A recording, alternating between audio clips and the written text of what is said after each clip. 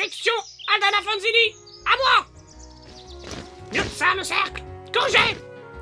Aujourd'hui, c'est tir de précision, exercice de prise de terrain et nuit en bivouac. Oh non. Et ouais, va falloir s'habituer. À l'armée, on piote plus chez papa et maman. Là, c'est dehors, dans le froid, avec des tours de garde. Bonjour, c'est Marcus Hibiscus et aujourd'hui on parle de bivouac. En gros, le concept c'est de créer une tente minable qui protège de air et dormir dedans. La première instruction bivouac qu'on a eue, je m'en souviendrai longtemps de ça, c'est dans une forêt de nuit. Nos sergents ont galéré à monter une tente pendant que nous on éclairait au téléphone. C'était assez lamentable.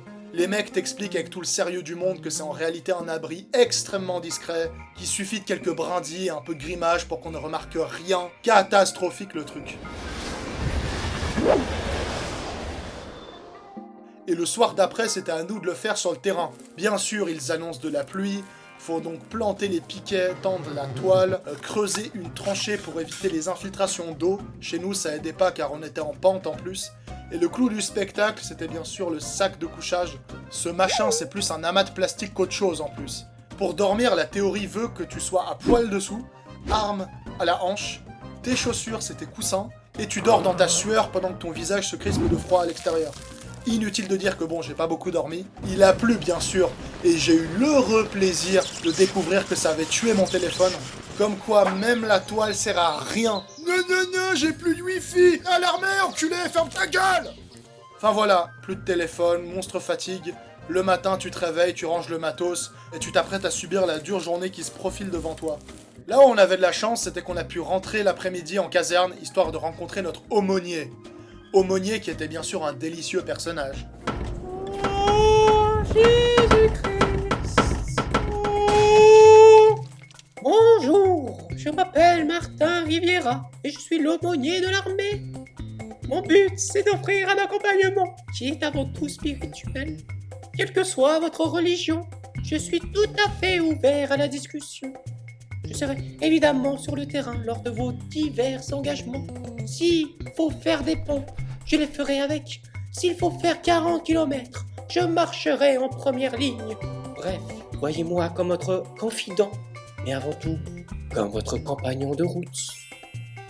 C'était un gigantesque connard. Amen, amène-moi la boue. Non, moi, des bibles, là, j'en ai lu aucune en vrai. Mais j'ai les 4 bouquins à la maison. J'ai de quoi me torcher, c'est déjà pas mal. Et c'est qui ce gars? C'était un malade mental qui méprisait tout et tout le monde. Tu t'appelles comment déjà? Ishvar. C'est un tien nom. C'est pas genre une culture de zoophile. L'Inde. Vous avez un dieu éléphant, non? Dégueulasse. Enfin bon, entre les bouffeurs de chiens et les japonais, vous avez encore de la marche. Et comme le bivouac, ça suffisait pas, en soirée on est retourné sur le terrain pour endurer un exercice de nuit laborieux de fou. Les gars, il est où votre grimage? T'avances? Rajoute du verre, Imovan, rajoute du verre. On était donc en costume de soldat et on a rampé au sol pendant 3 heures en gros. Et comme on n'avait pas les armes, ils nous ont fait tirer au doigt en faisant piou piou piou piou piou piou. Lamentable, bien sûr. Et ce qui était chaud du coup, c'était la durée interminable de l'exercice. Il y avait tous les muscles de ton corps qui lâchaient un à un, c'était un supplice. Et on a vite appris que si la durée de l'exercice s'éternisait, c'était que le chef n'était pas très content de notre travail. Il nous observait du haut d'une sorte de grande maison close. C'était bizarre. Bordel, mais c'est qui l'enculé qui nous a filé cet exercice? J'aimerais bien voir sa gueule. Mais ça va pas du tout. Vous êtes trop lent. Mais il n'est pas de notre côté, lui. D'où c'est lui qui gère l'instruction? Mais quel chien! Du nerf, bande de larves. Vous allez continuer l'instruction jusqu'à 2h du matin s'il le faut. Mais là, ça va pas. Allez, on avance les victimes. J'en peux plus de cet aumônier de merde, c'est un vrai connard. C'est pas le Coran qu'il faut appliquer là, c'est la charia. Allez, on se magne. Et pas qu'on lui envoie une flashball au poivre ou un truc du style. Mec, t'es un génie. C'est une idée incroyable, bravo.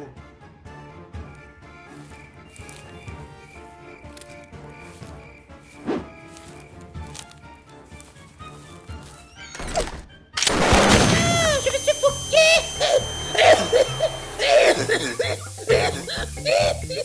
Bien fait, salaud! Oh putain, vite. Et bon débarras! Bref, ça sera la morale pour cette fois, je pense.